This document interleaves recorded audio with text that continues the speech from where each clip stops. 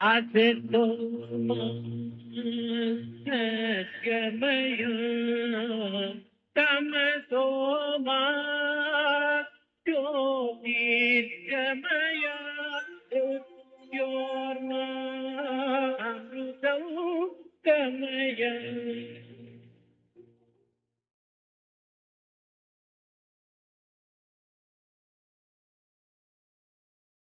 నమస్కారం.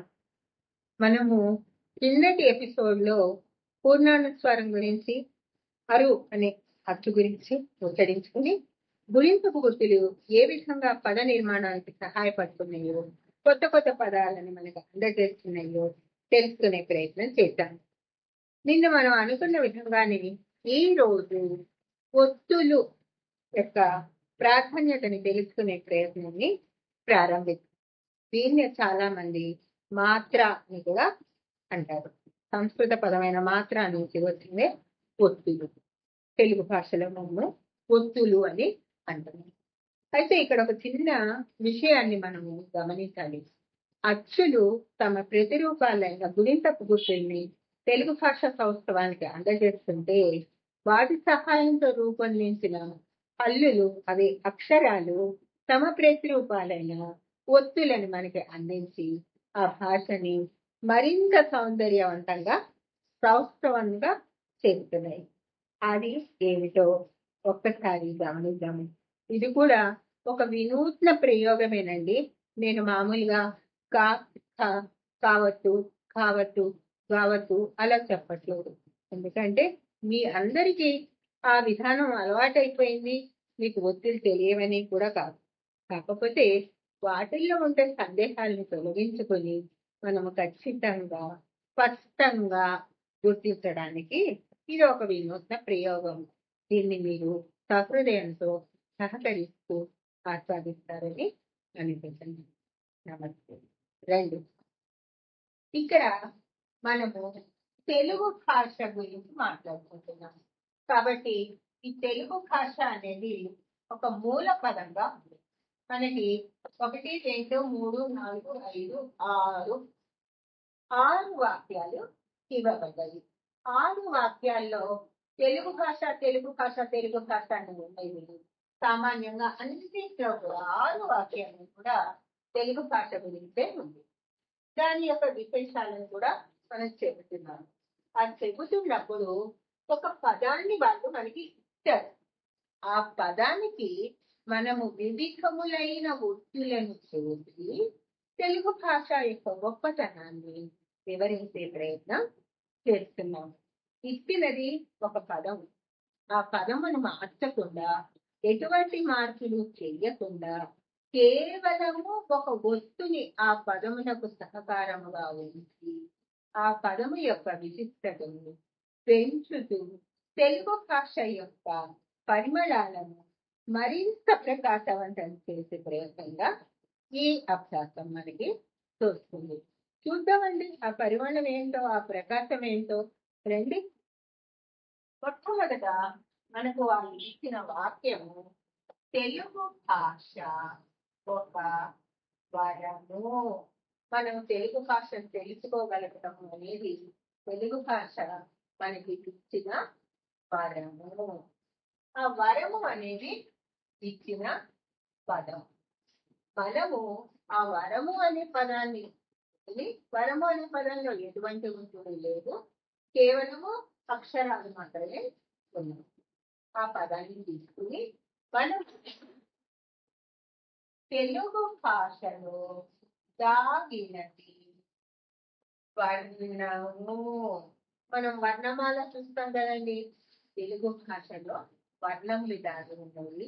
ఆ దాగిన వర్ణాలన్నింటినీ ఒక పద్ధతిగా ఏర్పరిచి వర్ణమాల అని మనం అంటున్నాము అనే అర్థం ఇవ్వడానికి వాళ్ళు ఇచ్చిన వరము అనే పదానికి అణ అనే ఒత్తును చేర్చి వర్ణముగా మారు. తెలుగు భాషలో దాగినది వర్ణము. ఇంకొక వాక్యానికి వచ్చేస్తుంది. తెలుగు భాష లిపి భాష వర్గము. అంటే రకరకాల గ్రూప్స్ చేస్తున్నాము. అందులో కొన్ని భాషలకి లిపి ఉంది, కొన్ని భాషలకి లిపి లేదు. ఇది లేకుండా ముక్త మాట్లాడుకుంటూ ఆ భాష ప్రచారంలోకి వచ్చేస్తుంది. కానీ మన తెలుగు భాష అలా కాకుండా లిపితో కూడుకున్న భాష అని చెప్పడానికి తెలుగు భాష, లిపి భాష వర్గము, లిపి భాష రంగంలోకి వస్తుంది. అది ఏ విభాగానికి చెందిందో చెబుతున్నాను. మూడవది తెలుగు భాష నేర్పోవర్ధనం, రాతిగా భావకు చేర్చి తెలివితేటని పెంపొందించేది తెలుగు భాష అనే అర్థాన్ని ఇచ్చే వాక్యాన్ని తయారు చేసుకున్నాం.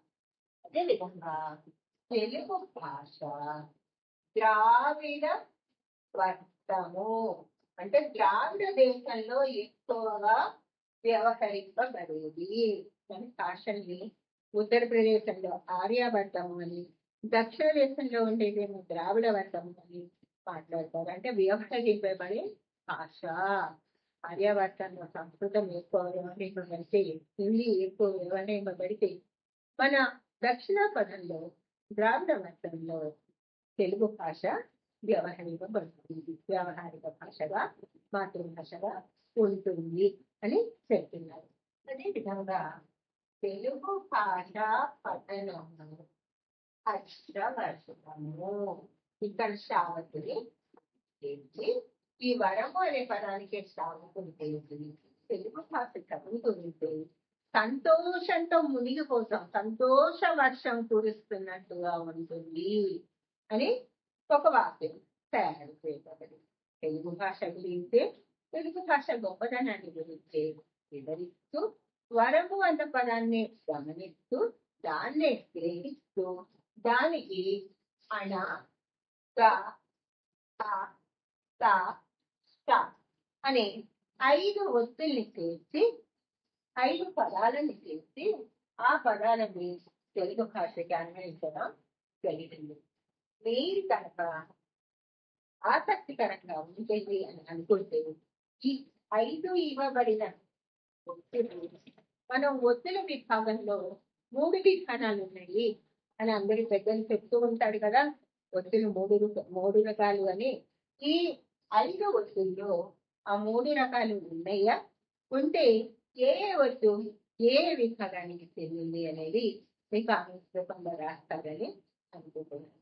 ఇంకొకటి, కింద తెలుగు భాష భాష్యము తేనె భాష్పము అని ఒక వాక్యం ఇవ్వబడ్డది. ఇందులో భాష అనే పదాన్ని తీసుకుని దానికి యావత్తు చేసేప్పటికీ దాని యొక్క వివరణ భాష్యము కింద వెళ్ళిపోయింది. భాషా భాష్యము, భాషా వివరణ. తెలుగు భాష గురించి వివరణని వింటున్నా, చేస్తున్నా, చదువుతున్నా, రాస్తున్నా, అది ఎలా ఉంటుందంటే తేనె భాష్పము, తేనె చుక్కలు మనం ఆస్వాదిస్తున్నట్టుగా ఉంటుంది అని పెద్దలు చెప్పిన ఆజ్ఞ.